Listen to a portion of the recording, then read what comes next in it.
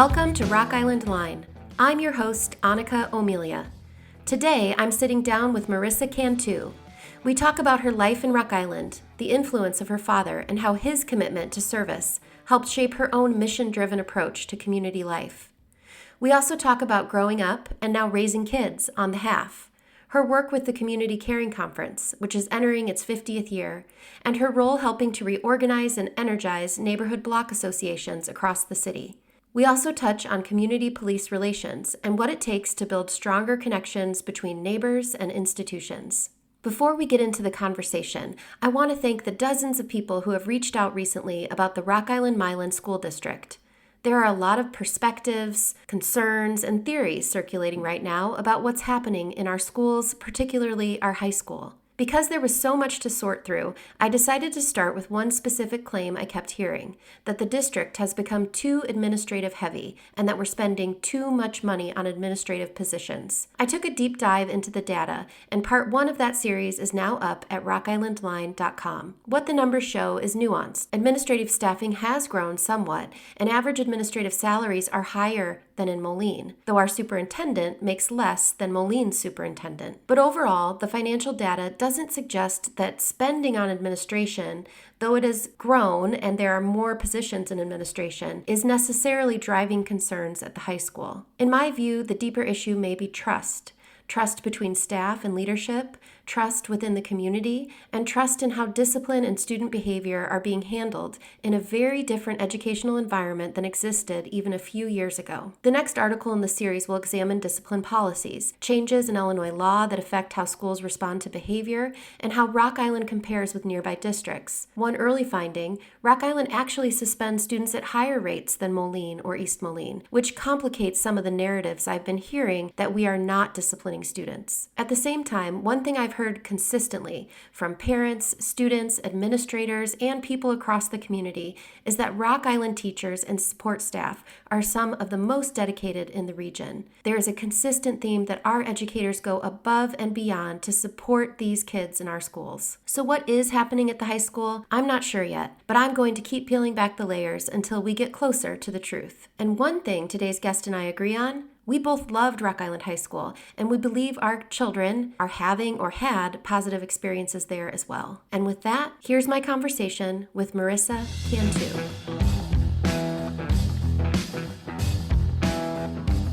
I'm here today with Marisa Cantu, and I'm so thankful for you joining me today to have a conversation about Rock Island and hopefully the Community Caring Conference and before we get started, we went to high school together. We did. Yeah.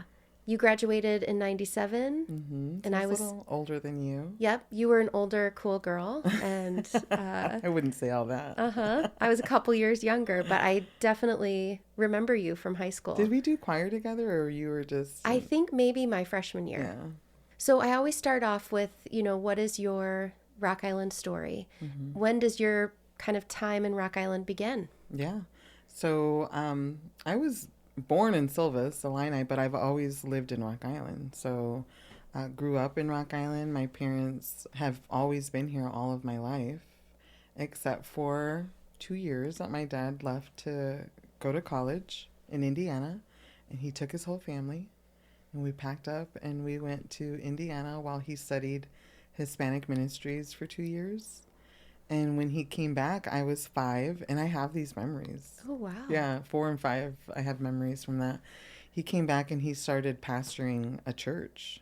So my memories go as far back as being 5 years old, living in Rock Island. I actually got homeschooled for a little while through a little, missionary school right down the street from my house, walking distance, 2 blocks. The building's not there anymore. But yeah, then it goes to Hawthorne Irving and Washington Junior High and Rock Island High School. And I love all of those memories of school. And I feel like I was pretty well-rounded in high school. I was kind of in the club, Spanish club and student government, and had amazing mentors in my school years. I always tell Miss Jet and Miss Shelley that they were my inspiration, even back to Hawthorne Irving. learning about community and the need in our community.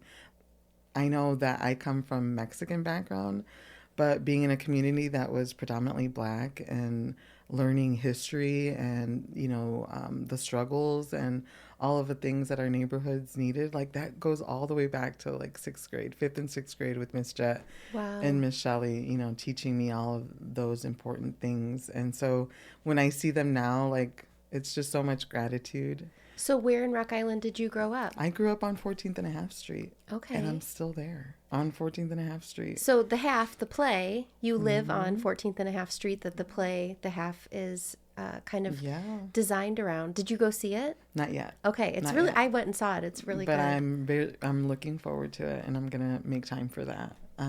But I grew up on 14th and a half.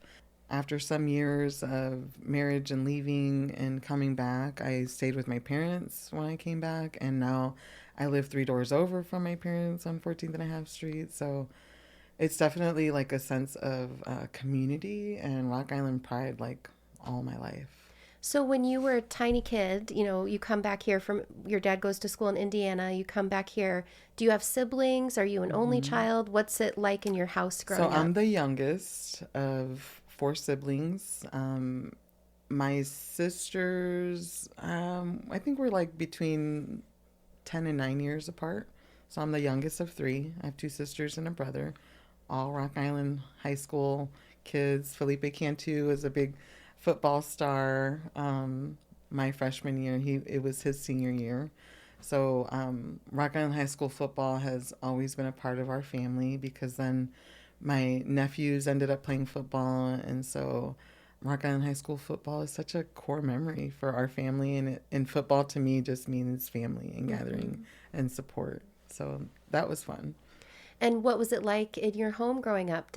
Did you, I mean, you said that your dad was a pastor, so what was your childhood like? Were you going to church a lot? Were you running around the neighborhood? I because my dad was a pastor, it was remembering like my older siblings like doing a lot of things, but I really stayed close to my dad in church. And so I did a lot of church Bible studies and church Sunday morning, Sunday night, and just kind of helping out. And this was like by the time I was 14, 15, 16, doing a lot of work with my dad in community and seeing my dad and what he did in helping community. And so that's my core center, is my faith foundation, and my dad being a pastor all of my childhood years. And so we traveled a lot because we were part of the Mennonite church, which is really weird to think. Like, we weren't Amish. We were part of the Hispanic Mennonite church. And so we were like connected through conventions and conferences. And so we traveled to a lot of conventions and conferences around the United States, and we're pretty much involved in that. And so that was my childhood, was church ministry and community. And I will definitely say that that's where like my core and my passion like stands, and those are the roots of my love for community. Who you are as a person. Yeah. What is unique about Mennonites? I remember I had a friend in grad school who was a Mennonite, and now I'm blanking on it, but isn't it like, how do you describe Mennonite? I would say, so Mennonites are known for their stand on pacifism, so nonviolence. Yes. Not aggressive at all. They are Trinitarian, which is believing in God the Father, God the Son, and God the Holy Spirit, but they're so known for their missions networks and their missions work. They go to disasters. They have missions globally. The Mennonite Church is a global organization, and so they're known for their hands-on missionary work and their pacifist stand.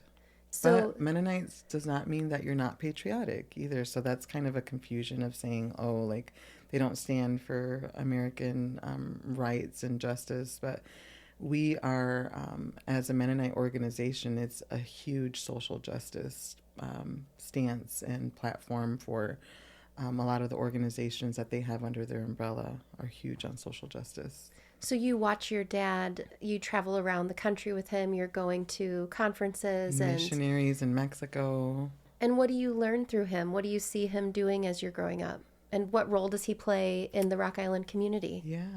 I would say growing up, I learned to be the hands and feet of service and social justice and love and the pouring out of giving of yourself, regardless of what came back to you. So it wasn't ever like you're doing this to get something back. It was always just giving and pouring because you felt like that was your calling and you felt like that was a ministerial passion that was poured into you. I just saw him just serving all the time. So it creates a servant's heart, you know, to serve your community and to be a part of filling in the gaps, you know, where they're needed in social justice issues. I remember before 9/11, before the borders were kind of like tied down and things got scary, you know, after 9/11. But before that, I would remember the Moline Police Department bringing undocumented immigrants to my father's church to make sure that instead of locking them up or putting them in jail, that they would get to the destination that they needed to go to,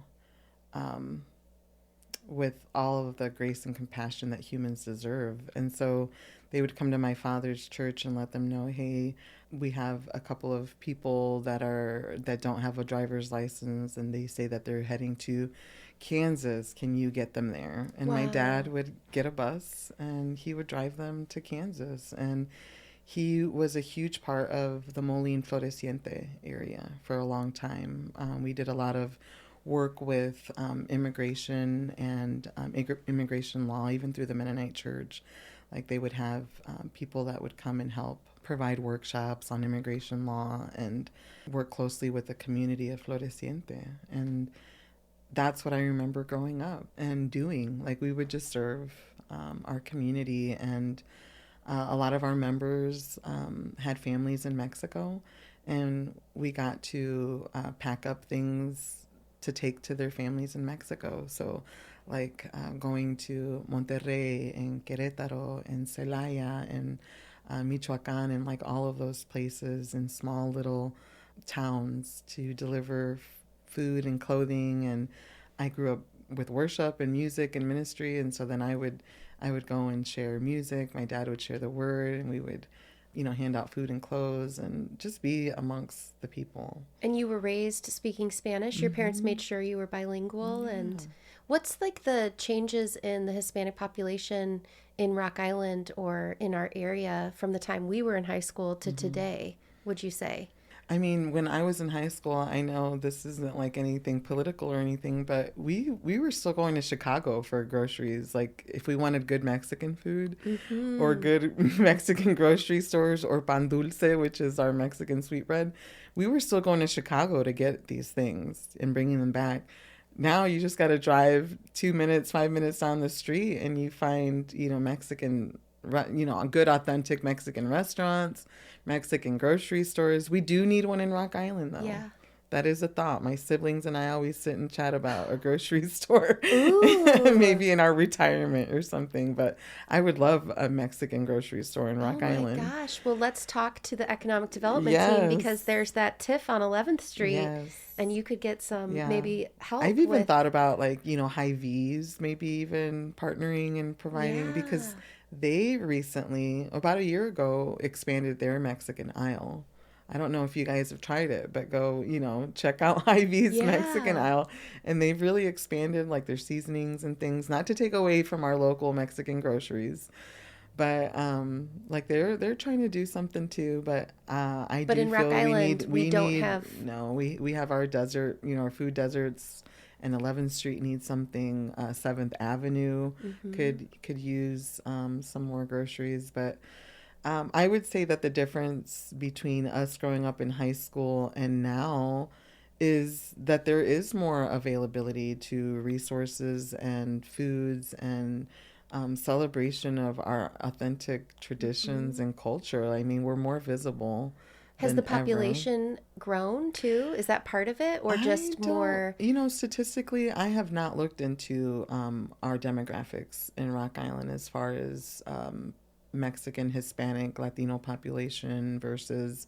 I know that about 10 10, 12 years ago, our population with the Burmese grew because of the world relief efforts Yeah. that we're doing there.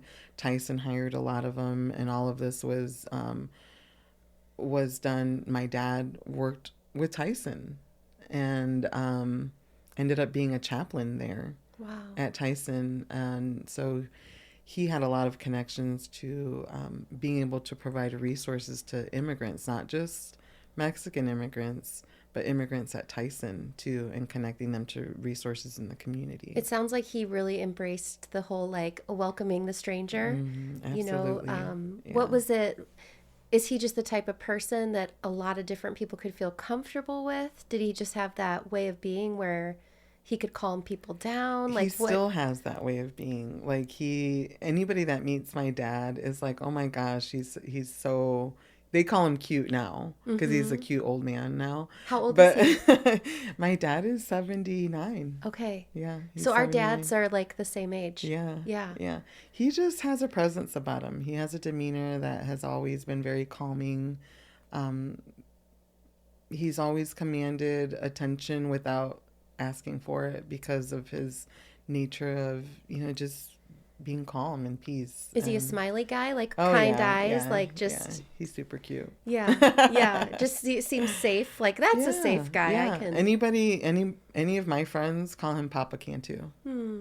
So he's a dad to anybody that needs one, and he's filled in those gaps of need, and he's been a comfort. He has married so many people of all races, all backgrounds. He's a beautiful soul. And what about your Proud to call mom? him.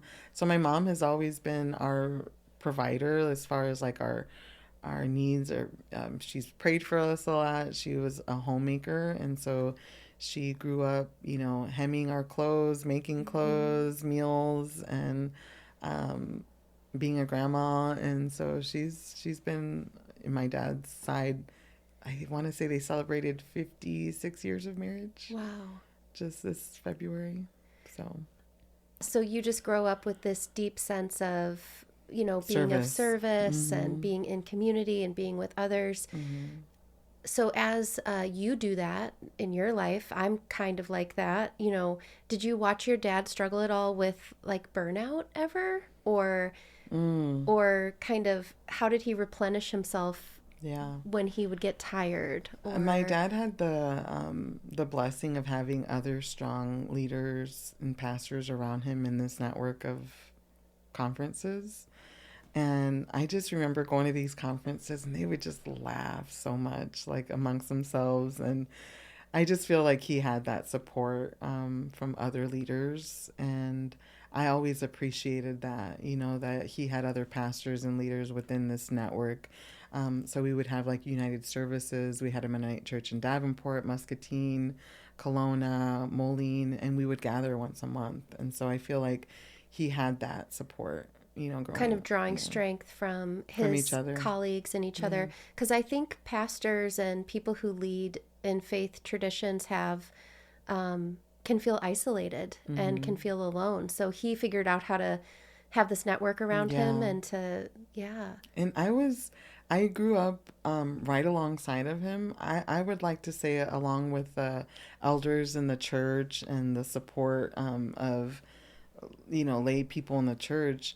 I was so passionate about people and community, and I was his right hand too. Like I was there supporting him, going through things with him and helping with organizational things in the church, helping with Sunday school and worship and ministry. And so like I just grew up in it, and I feel like I was a part of his support too, being there.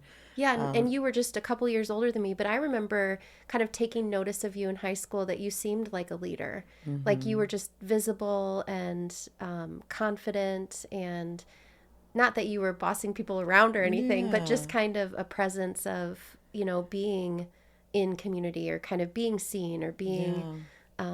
So do you think by the time you were in high school, you were starting to get involved in different clubs and, trying to take that on for yourself? Yeah, I was never shy or embarrassed to talk about my faith foundation.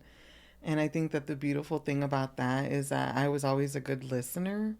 And it seemed to be that people would like come to me to be a listening ear. And believe it or not, even in high school, I was praying for people. I was telling them, let me pray for you, or inviting them, to church.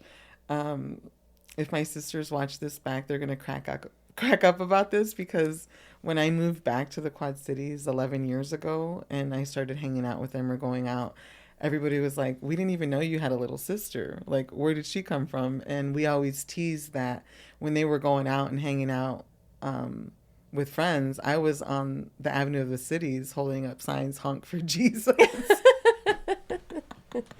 So I was just kind of like, I just stayed in that, in that sense of, servitude. And I was never shy of my faith. And I always stood for what I believed. And being in like student government and Spanish club and mentoring situations like in college, I could never get away from not being in an organizational setting or leadership setting or somewhere, even if I intentionally try to go somewhere and say, okay, I'm not gonna be in charge, don't give me any. It was just always, but my in charge was always making sure everyone was involved. And so I think that's a beautiful thing of leadership and community, is when you don't just come in and you say this is how things are going to be done. You come in and then you ask for input. Like, hey, these are some of my ideas. What do you think about it?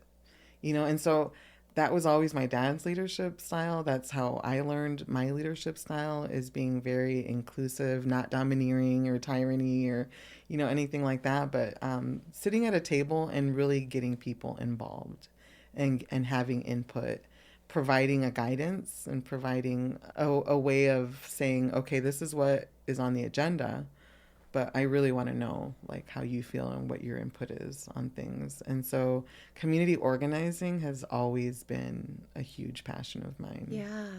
Almost setting a table where people are allowed to show up and bring what they bring to the table, to kind of let that unfold naturally instead of trying to. I love that leadership. Almost a leadership style where people might not in the moment even recognize that they're being led. No. And I've always said I love being behind the scenes. I love organizing things and then letting it shine, letting other people shine. I don't need to be in the front line. I don't need to be in the limelight. I love where I could say that this came together because of everybody that was involved. Like, that's the kind of leadership that I like to see and be a part of. And I would say that in going away to college and coming back, and in my working career and the things that I did, the skills that I brought were organizational skills. And I would say that would be the leadership style that I have, is an organizational leadership style. If you reflect on kind of attending Rock Island High School, what kind of an education, like what was that like for you? Yeah, I loved Rock Island High School. It's a little sad to see what's going on now. I know that there's some things that they need to get some kinks worked out with, but my experience at Rock Island High School, man, I loved school. I loved being a part of clubs. I loved my teachers. I feel like I was a teacher's pet everywhere I went. But you know what? I feel like I've been an old soul all my life, and so I always connected with adults, even as a teenager. I connected with adults a lot, and then the Christian Friendliness Youth Center opened up down the hill from Rock Island High School, and I was one of their first teen workers at Christian Friendliness, which is now Youth Hope, right down the hill from Rock Island High School. And so at 14, I started working there as a peer mentor to my peers at Rock Island High School. So that was my 14-year-old job until I graduated. That's so cool. Yeah. Well, and it's interesting because we went to Rocky in the 90s, which by all measures was more violent than today. Yeah. I mean, the 90s were kind of a challenging time in Rock Island, in Chicago, and, so in terms of like fights or shootings or stabbings, or do you remember the fight in the lunchroom where a girl got stabbed with a fork? I do not remember Okay. that. I don't know. You probably still would have been there. But it is interesting because that has always been a thing for Rock Island High School to contend with, is this idea from the outside that it's like not safe, or there's a lot of shenanigans going on there. But it doesn't sound like you felt that way when you went there. I didn't feel that way either. I mean, I remember I was in choir all the years that I was there. I was in all of these different clubs. I even made homecoming court when I was a senior, you know. I do remember like football games getting a little bit rowdy, things happening like that, but I don't remember the violence like within the four walls of the school. I'm not saying it didn't happen. It wasn't anything that was like standoutish to me. Yeah, it didn't shape my experience either, Right. and my daughter, it's not shaping hers. Yeah. So it's always hard to kind of hear those things. I And had three daughters. They all are Rock Island High School graduates, and they all had good experiences. Other than COVID hitting for my senior, you know, my last one, that was tough, you know, navigating COVID and being in high school, but they made it through. They came out okay. when you went to college, did you feel prepared to be a leader, to do the academics, to make friends? Yeah, so I'm a huge promoter of community college. I went to Black Hawk College my first 2 years, and again was in student government. Even participated in a Learning to Lead program, which was a combination of Western Illinois and Black Hawk College. And we went to school at Macomb for the summer. And then we spent 6 weeks at Washington, D.C.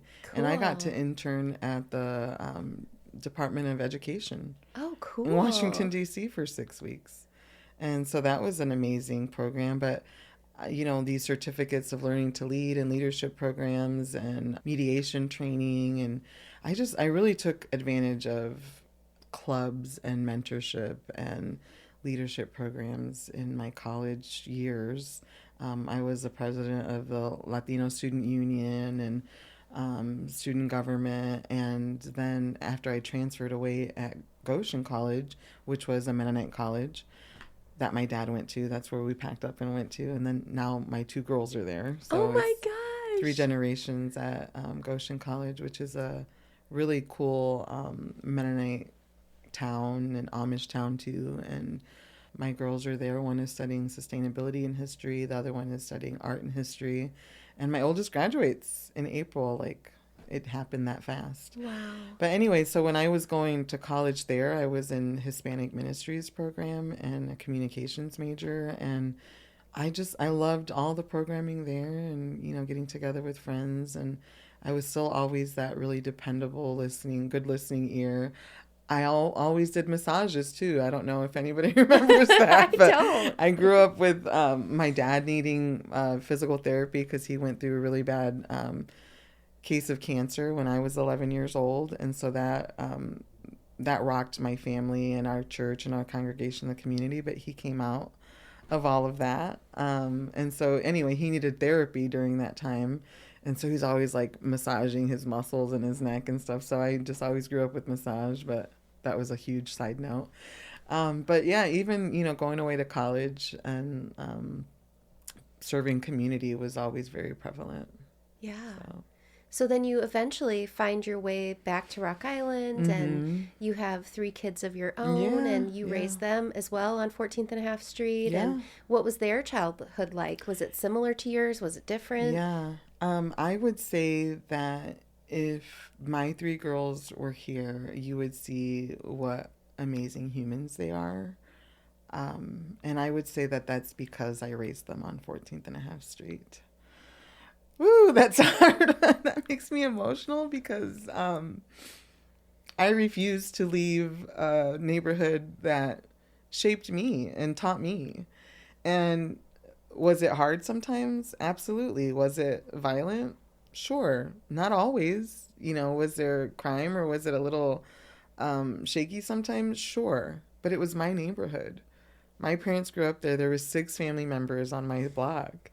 We always wanted to get a Cantu sign on my block. So it was my block. It was our family's home, you know, for all these years. And so when I got married and came back with 3 kids, I moved in 3 doors down from my parents on 14th and a half Street.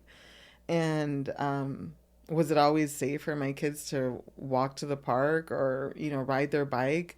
No, but did they see need, and did they fill in the spaces where they saw me filling in those spaces, like free community yard sales or spring cleanups with a free barbecue in my backyard? Like, they saw me in action in my community, and that's what they learned.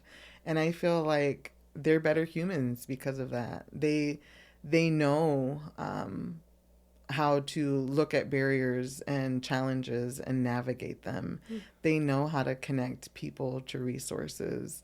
They know to be compassionate. That they know diversity. Um, they know all these things because we grew up on 14th and a half Street, and I raised them on 14th and a half Street. And my hashtag is always Rock Island Strong. Like, I sign off like that. And I feel like Rock Island is an amazing place to grow up. It was an amazing place to raise my children. It's an amazing place to live now.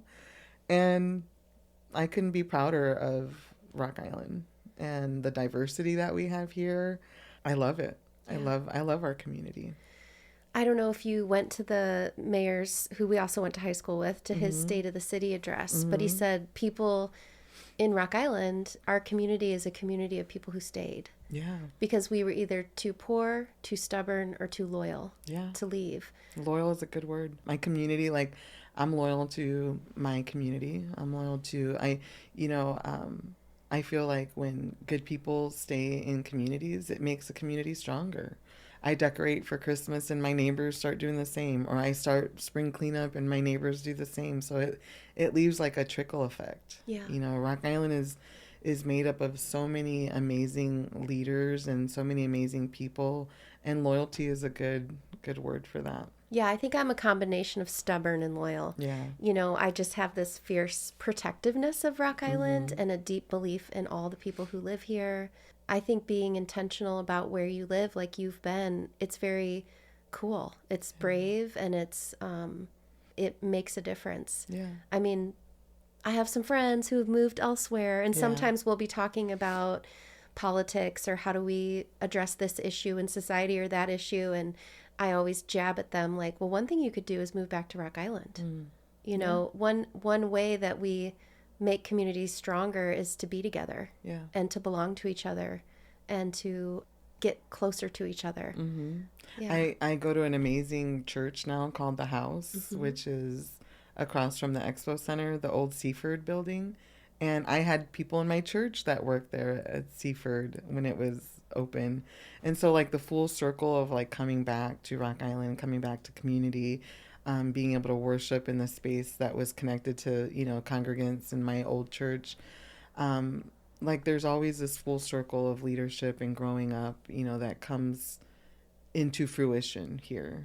There's so much history here. And so, being at the house with people that are so compassionate and caring and participate on boards that are organizations that are so needed in our community is really cool. And are you pastoring as well now? Like, I think I saw a couple things where you were maybe preaching, or so are you kind of doing that? Yeah, so if this airs after Sunday, I will be a pastor at the house. Yeah. Oh my gosh.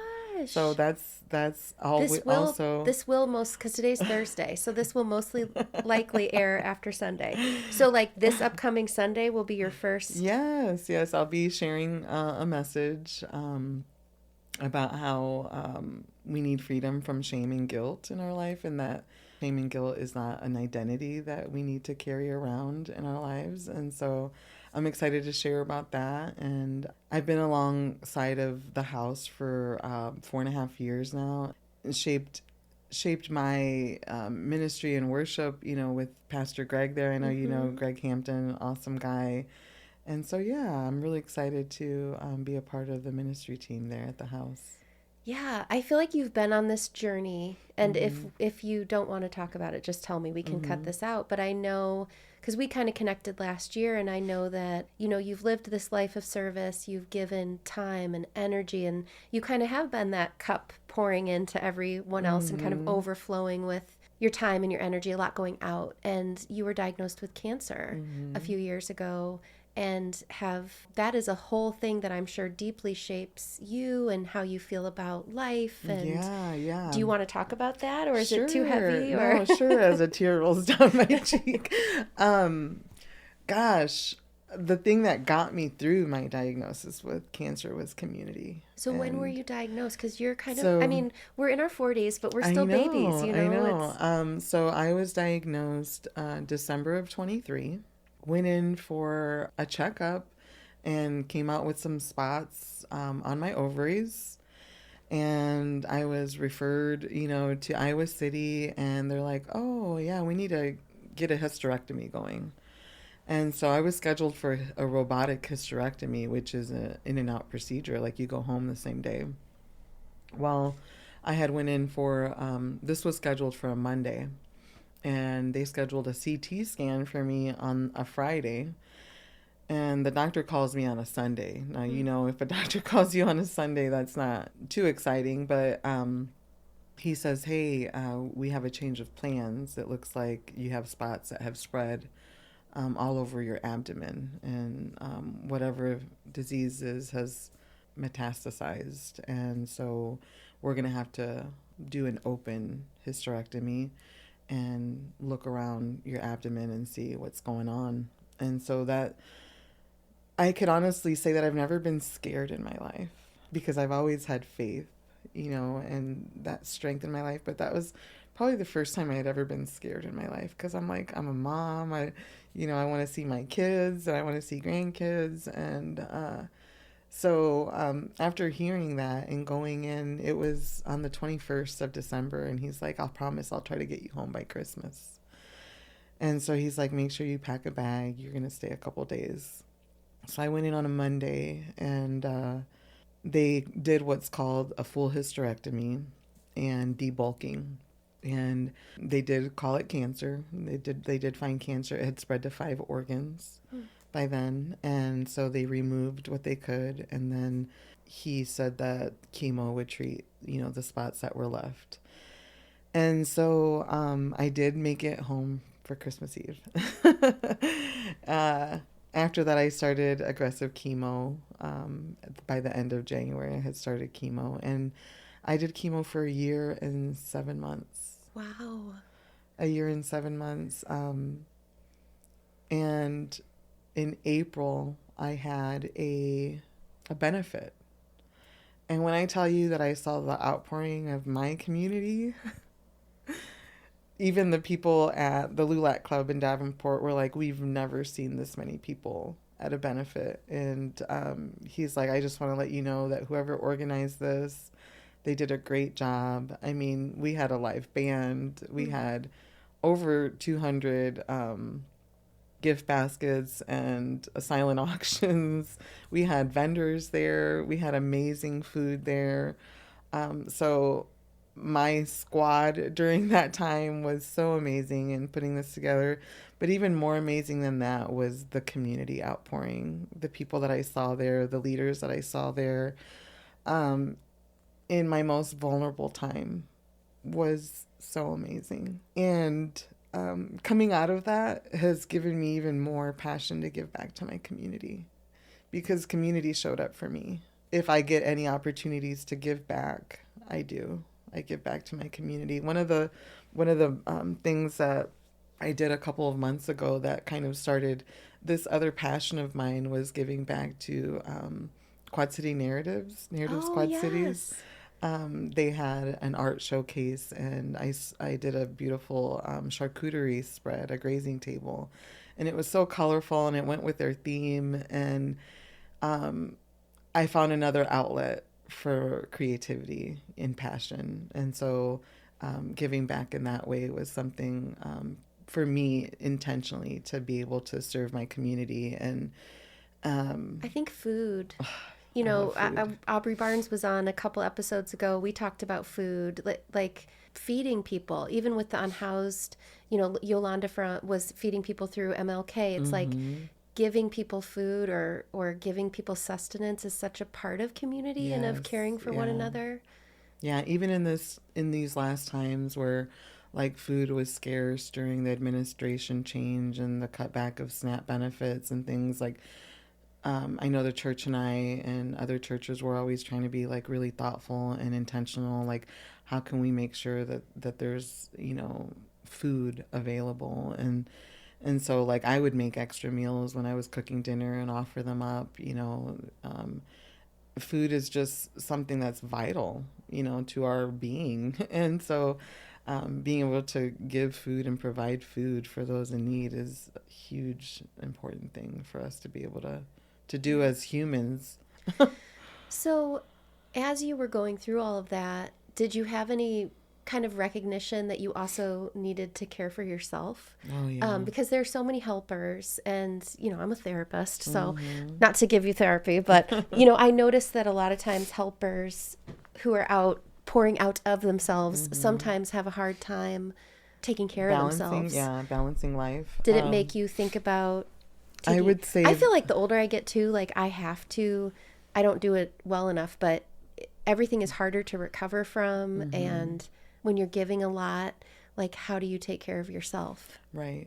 So coming back from chemo and health problems, I didn't take a long enough break that I needed, and I definitely got back into the working world and even started more work and added more work on top of that. And I feel like I had this sense of, gosh, I have to give back to the community that gave to me, right? But I definitely started feeling burnout. I definitely started feeling like this is the only body that I have. And if I don't take care of it, like I'm the only one that can take care of my body. There's, you go to the doctor, you go to the chiro, you go to massage, and they're helping you take care of your body, but I'm the only one that can really decide if I want to take care of this body, right? And so I definitely have taken a step back, and I'm slowing down and taking some time for this body to heal. I was left with nerve pain and chronic pain and nerve damage and things, and I have some health things that I need to take care of. So yeah, I've definitely found that having a good balance is necessary. It's not just wanted or needed, it's necessary. And so I definitely have learned my lesson in doing too much and being able to take a step back and focus on what I'm passionate about and focusing on my health. Yeah, and I know, I mean, are you the president or the executive director of CCC, or what is that called? Yeah, so the role is called community organizer. Okay. With the Community Caring Conference, and there's a board of directors that oversees my work. And so my work with the Community Caring Conference has allowed me to connect people to resources, people to people, community to community, kind of filling in the gaps of social justice too. Last year, this time, we were doing a lot of forums on how the administration would be affecting different groups of social service providers and education and immigration and all of those conversations that needed to be had. And so my role with the Community Caring Conference has allowed me to develop, things that come down the pipelines of social justice and filling in the gaps for social justice. We also have our annual events, though, too, which are fun. Our National Night Out and our Heroes Banquet are two of the most significant ones that we do. And now we're partnering with the Martin Luther King Center with their Soul of the City events. Oh, cool. And what is National Night Out? National Night Out allows for community members to mingle with police departments and to show kind of like the lighter side of having a time with the police department and showing that there's strong communications and relationships that could be nurtured and could be had with community members. Okay. And then so, what was the other one you mentioned? You said National Night Out. Our Heroes Banquet. Oh, Heroes Banquet. Yeah, and I do want to plug that I'm getting ready the week of March. Let's see, what's Sunday of this week? The 8th. Yeah, so I'm getting ready to announce that it's our 50th anniversary for the Community Caring Yay! Conference. And so I was remembering that I was on the youth advisory board with the Community Caring Conference when I was in high school. And so they've been around for a long time. And I'm glad that I get to be a part of it. So we're launching our 50th anniversary this week of March 8th. Um, we'll be in participating in different like city events, trying to insert our name and get our name out there. But Yeah. we're excited to participate in the Labor Day parade this year, which is before our Heroes Banquet. And our Heroes Banquet will be kind of like our highlight of our 50th anniversary. The Heroes Banquet highlights people that are doing amazing things in Rock Island and amazing organizations, businesses, youth, um, people that are willing to stand up for social justice and the things that are beautiful and good, that sometimes are ugly, but we want them to turn into good. And so I love the Heroes Banquet because it gives us an opportunity to allow other people to shine in what they're doing for our community. So we highlight educators. This year we're going to have a community choice for policemen or women that are doing cool things in our community. Like sometimes I see people highlight that, hey, the police officer helped me change my wheel. He didn't need to. And so we have a community choice this year for naming a police officer. The fire department and the police department take care of their heroes of the year, but we have a community choice one this year. Okay. And so this year, as in the years past, we're allowing the community to have input on who our heroes are going to be. Do you guys have a website or do you do it through Facebook? Yeah, so I'm definitely going to be launching on Facebook Okay. and letting people know. Hopefully we'll do a press release, but we're going to be trying to do that by the end of spring. And so there will be nomination forms for our heroes this year, and we're excited about that. So the CCC, as many people call it, started 50 years ago, really with this idea to be community focused on social justice. And community block clubs. And were a community block huge part clubs. of that. Mm-hmm. And so again, going back to the state of the city, the Mayor Ashley Harris talked about wanting to like reinvigorate the neighborhood associations. Mm-hmm. And was CCC kind of the wrangler of those or helped to facilitate that? What was that? Things changed after COVID. It slowed us down a lot in meeting and having those spaces where people were gathering and getting together. I think one thing that you could help us do is, hey, like what's going on? What's in place already? I know that there's neighborhoods that have book clubs or do things together already. And so one of the things that we need to find out is what's already in place. Like the Broadway district, they've got their... Like, what are you doing in the Broadway district? What is Hilltop doing? What are neighborhoods already doing? What's in place? When are you gathering? What are you doing? And then in the spring, we're going to be launching a resource meeting for neighborhood people. I would say community members that want to lead neighborhood block clubs. Yay! And so I'm really excited about that because it hasn't shaped out since COVID. Yeah. We've tried to do some recruiting. I remember at Soul of a City, I tried to get some people to come to a resource meeting, and I don't know if there was just too much going on, but we're excited that there are community members that are interested. I think that there needs to be another voice other than the city council meetings on community concerns. Yeah. And I feel like the Community Caring Conference's name is Community Caring, and we need to show that we care for our community, that we care for people that are coming into our community too, because we have a huge immigrant population that is coming into our communities. And so letting them know what resources are available. Hey, did you know that the city provides a free spring cleanup or, free garbage pickup once a year? Those kinds of things.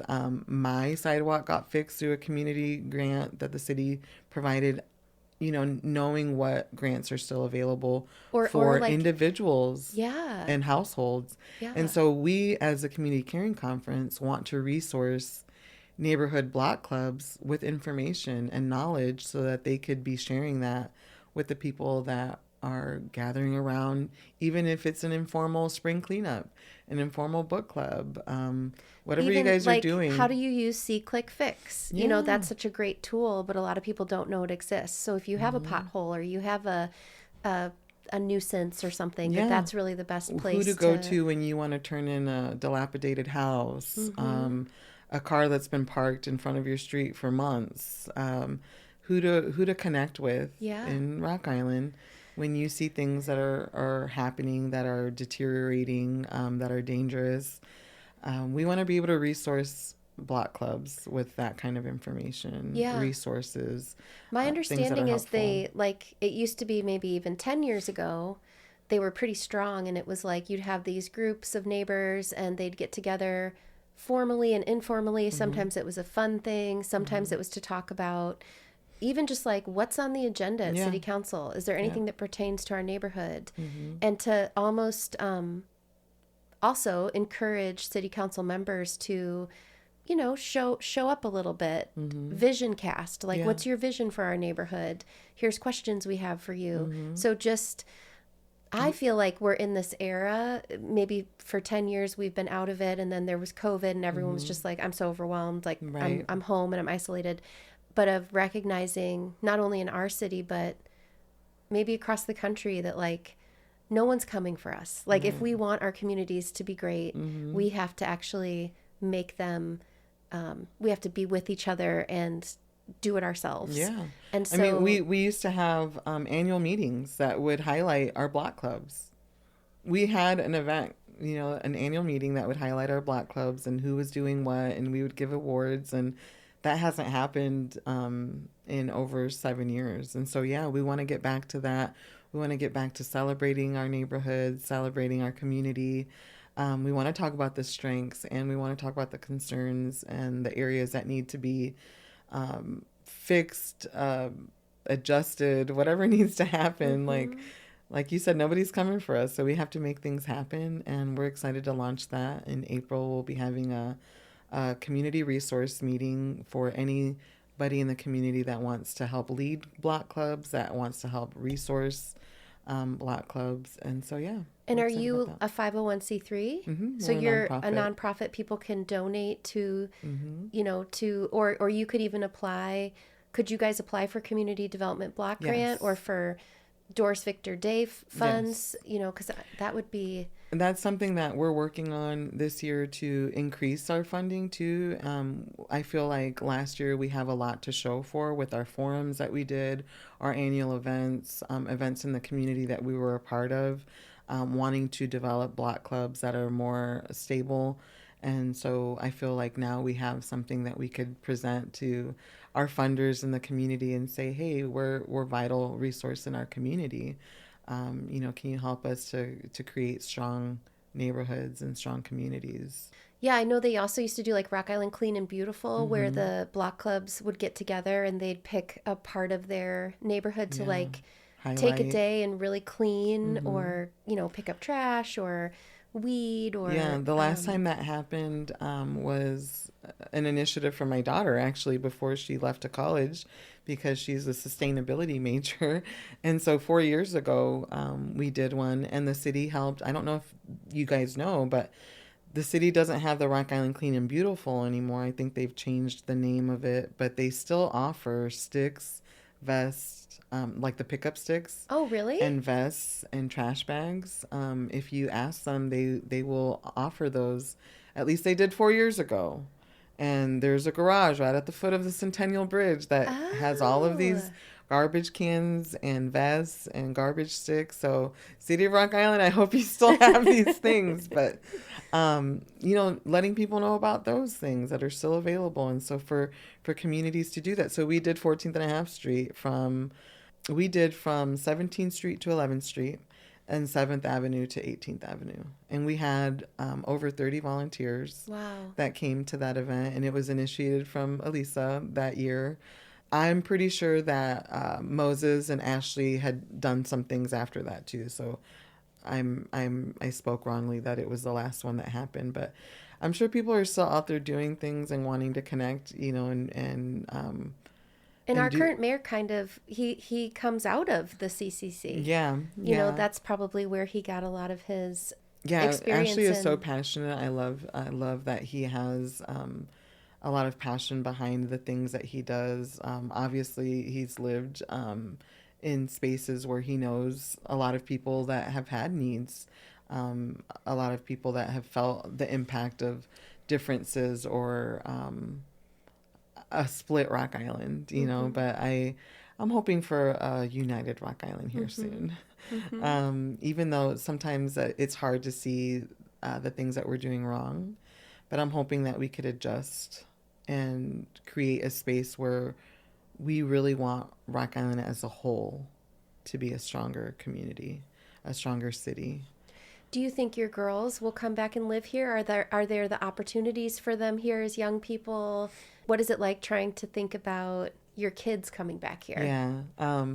Elisa was always a fan of coming back and creating like maybe gardens and something more sustainable. But life kind of hits them at such a young age, and things develop into different pathways for them. So I don't know if they'll come back.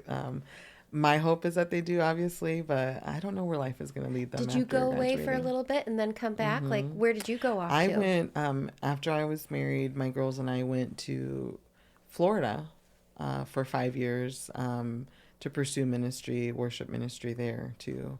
And so then I came back 11 years ago, 12 years ago now. And I love it here. Hmm. I do love Rock Island. Yeah, we went away for a little bit too, which I think is nice because hmm you get a little sense of what it would be like to not live here. And Yeah. I mean, we um, have the river. I love the river. I love that we're part of a bigger region of the Quad Cities too. mhm. I think that's helpful for networking and piecing things together. Like, I'm also a huge part of the Council on Community Services of the Quad Cities, which is a human service provider council that connects human service providers in the Quad Cities. Scott Community does something similar for human service providers, but I've been in the human service provider world for over 22 years of my life. So aside from my passions of community and ministry, like my career in life has 22 years of experience in human services Yeah.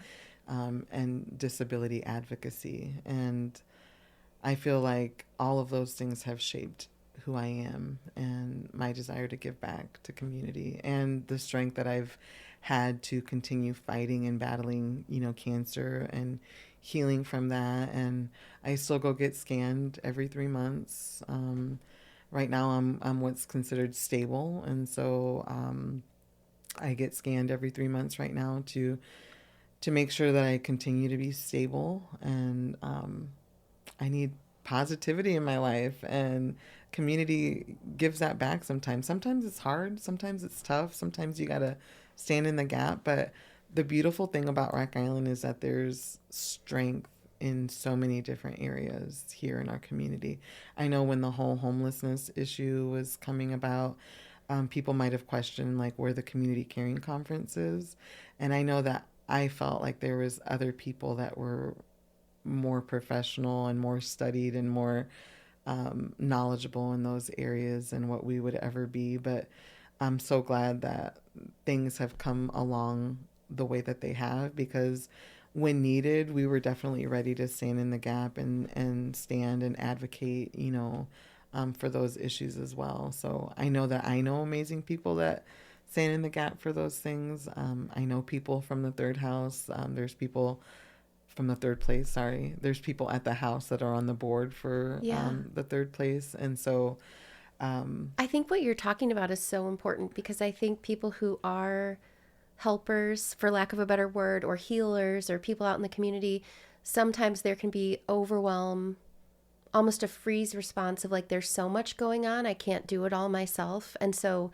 when you have that fabric of other humans or other agencies where you can kind of tag team and know that they're the Yeah. experts in that area, and let them, Yeah. know about coding and zoning and all of those things that take place. Like, it's really amazing to be able to tap into other humans that care Yeah. and that have a passion for our community.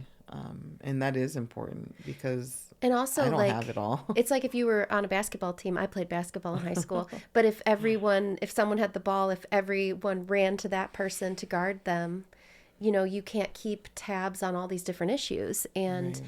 it sounds like CCC is really working at this neighborhood engagement and involvement and kind of community support and police community relations. And so you kind of have the things that you're focused on. Yeah, and we definitely want to make it to where there's accountability, between city, with police department, with community, and that hopefully the community caring conference can be the organization that brings all those things together. I just did this. I wrote about it on my website, rockislandline.com, but I did an article about police hiring because, I was part with Thurgood doing like the resolution and police community relations stuff. So, years ago, kind of got involved in the issue of like community policing. And I'd always heard certain tidbits of information about the hiring process for police officers, that perhaps it was kind of biased at certain stages of the hiring process. And I really kind of believed that. I was like, okay, I'm kind of hearing this feedback, and I just had them shout out to the team at Rock Island City who fills all my FOIA requests because I'm really annoying, but they gave me the data on all the police hiring from 2023 to 2026, and it looks really hopeful, I would say, for our community. I mean, I think Chief McLeod is doing a good job, and we are getting a diverse applicant pool. Not enough people are applying overall. And then you break it down to like, there's stages to be hired. So you do an agility test, a written exam, a background check, commission interview, a psychological evaluation, and then you're hired if you pass through all those stages. And there was like some narrative out there that maybe there was some discrimination or bias in the process, but for the most part the numbers show that there's not. And that we Chief McLeod said they try really hard to put materials in a lot of different places to try to draw a diverse applicant pool. And the other one, someone was like, okay, you did this for demographics for race, but will you do it for gender? And so they sent me all the numbers for gender, and of any group, women are actually more successfully completing the process than anybody else. Wow. And the one place where you think about bias and like stereotypes, and you would think men would outpace them on the agility test, so would be physically stronger. That's the place where women outperformed men by the biggest gap. It was a 20%, I love it. So it's so funny. And I think sometimes when you don't know the story, or you're not told, or you're not communicating with your neighbors, you start to make up a story. Right. So you might think like, for example, we look back at our time at Rocky and we think about these stories in the paper and we're like, oh, kids these days. Well, it's way safer now than it was when we were in high school. Right. But you can just kind of get sucked into these narratives. And so... and things get sensationalized, and then, they start getting shared without facts. And I think Chief Tim McLeod has done an amazing job clarifying facts, even most recently when with the Rock Island High School officer, they were saying that the resource officer was pulled due to anything other than needing them on the streets because there's a lack of police officers right now. So he did a good job clarifying that. But Chief Tim McLeod sat on the CCC board. Oh, really? Right before he was chief. And so now we have... we always have someone from the police department on our board, and having that, we have Jamie now, which he's amazing and doing a great job too. I call him Jamie. He's James Morris on the force. Okay. And so they've always had input and willing to create community and create communication between what's going on in real life. Yeah. And what's not so great. Yeah. Because there's things that we haven't always been able to say, oh, we're so happy with everything that's going on. There has to be a happy medium sometimes. There's been some challenges, but even through all of those things, we have a really good working relationship with the Rock Island Police Department, and we're very grateful for the leadership right now. And we're looking forward to more accountability with each other.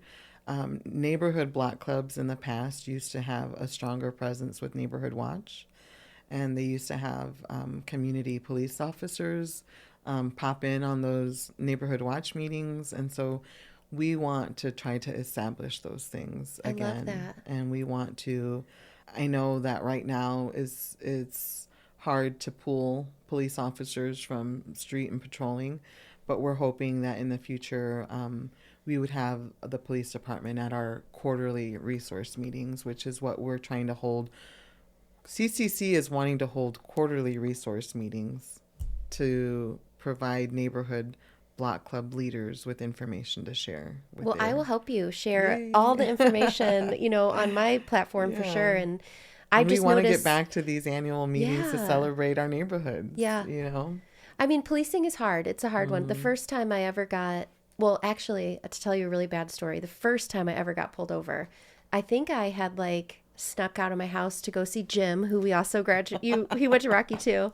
And I got pulled over, and I was so dumb because I think had probably just turned 16. The cop put his lights on behind me, and I just stopped in the middle of the street. I didn't pull to the side. I froze. So he's like, "You have to pull over," and I'm like, "Oh, okay."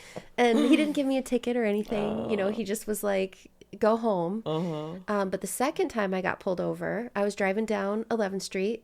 And I was 16, and I'd taken a friend that I played basketball with to the mall with her boyfriend, and they were two black kids, and I got pulled over into a parking lot, probably where Jesse Mart is now, and I immediately had 4 cop cars with a K9, took my friends out of the back seat. I was the driver. They just left me in the front seat, but pulled all my friends out of the car and searched them all. And then I don't even think I was really speeding. So I'd called the police chief at that time, which was back in 1996. And he said, well, you need to be aware of where you're driving and who you're driving with, was the feedback. And so it was just a different time in the 90s. And that wasn't a great experience for me, and especially not for my friends. And so I'm a troublemaker. So I called that police chief. I've probably talked to almost every police chief. You've been doing this since high school? Oh, yeah. That's pretty amazing. I love your tenacity. I love your passion. I think I might have written under one of your posts one time in Spanish. It's not the best word. I can't really say it's a cuss word. Well, it is. A chingona is a badass. Okay, well, I'll take Spanish. And so I love what you do. I love that you bring out truth, and that you bring out a stand in the gap, for conversations that need to be had. And well, but what I appreciate about our current chief is that old police chief back when I was in high school, and a couple I've talked to since then. It was more of a pat on the head, or a okay, you nice liberal girl, you're, I'm not going to take you seriously. And I've had probably 5 conversations with Chief McLeod.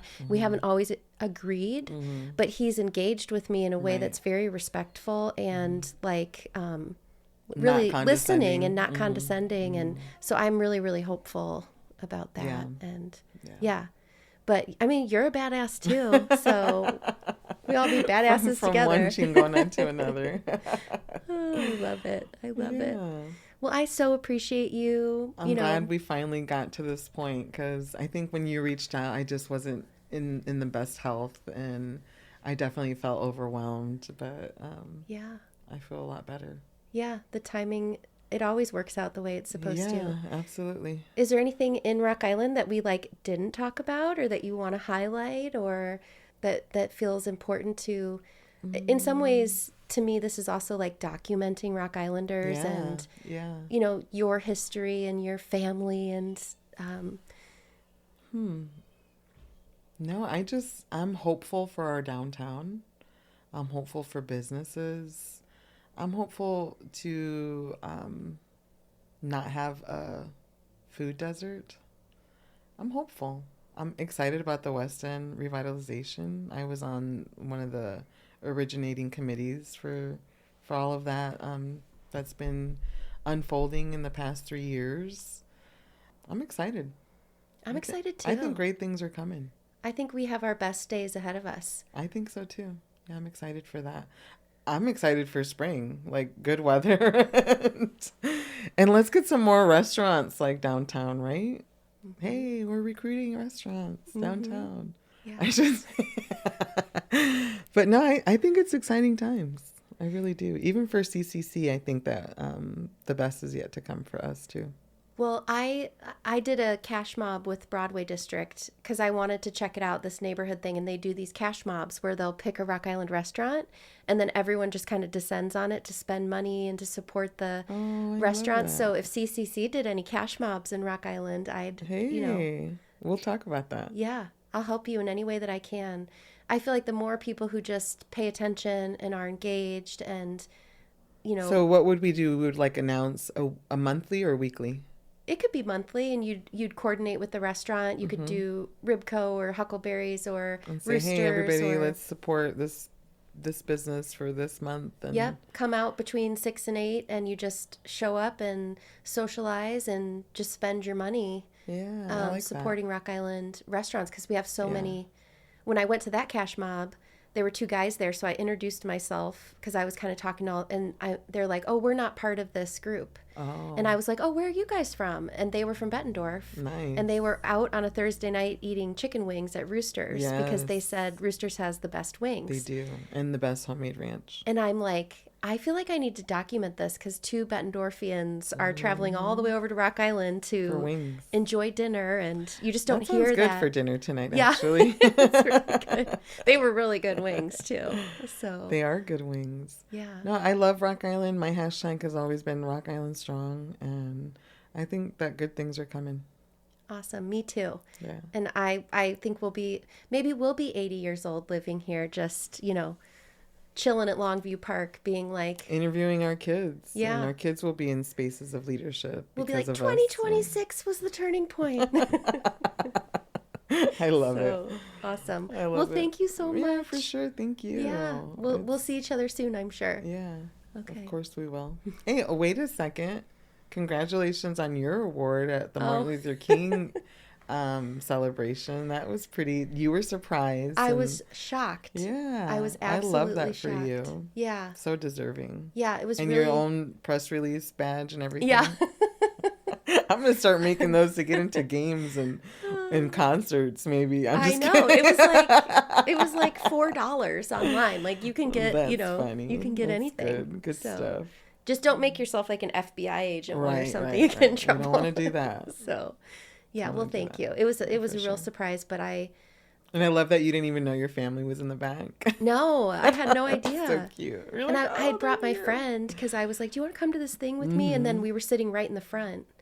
And I thought that was weird that we were in the front row. Mm-hmm. And I thought, oh, well, I've been doing this podcasting. I've been going places, recording everything. So they probably put me here so I'd record everything. Right. So I'm such an idiot. But, That was a nice surprise. It was very, I honestly can't think of for me personally, a more meaningful, something like there would be nothing more meaningful to me than that award, really. Yeah. So. And I love, like, it's so, the work that the Martin Luther King Center does for our community is so rewarding and it's inspirational.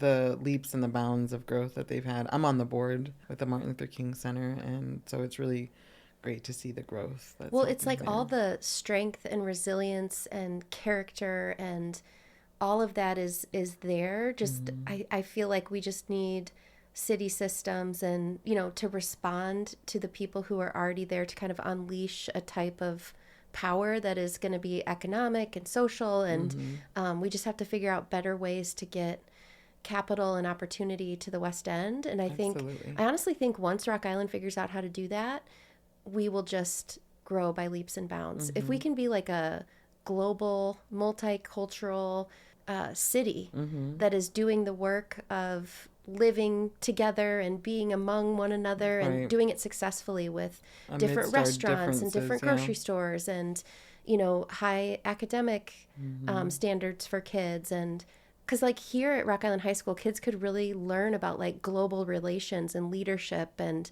there's a lot of opportunity here to problem solve social problems as a student at Rock Island High School, for example, that you won't get in other settings. And like those are positions that the robots can't take. There's so many things coming for us in the future with technology and AI.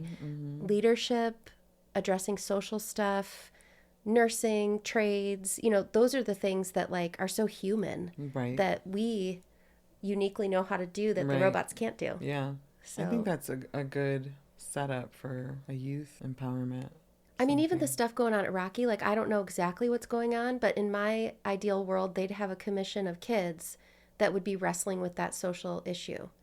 Because I feel like whether it's at the high school or in downtown Rock Island or the war in Iran, it's just different people in different places trying to live together, live among each other when there's difference, when there's how much social cohesion, how much social chaos, like what are the standards if you're going to be in this social contract, like you and I both want to live in Rock Island, what rules do we have to adhere to? What happens when you don't adhere to those? I don't know. I think it'd be good to put it back on youth and try to figure some things out. I mean, be like, we don't know what to do, future. kids. You guys figure it out. You guys are the ones creating the chaos. Yeah. So it's so good to be here. Yeah. Can we be off camera for a little bit? Oh yeah, we can be done. Thank you so much for coming, and we'll talk soon.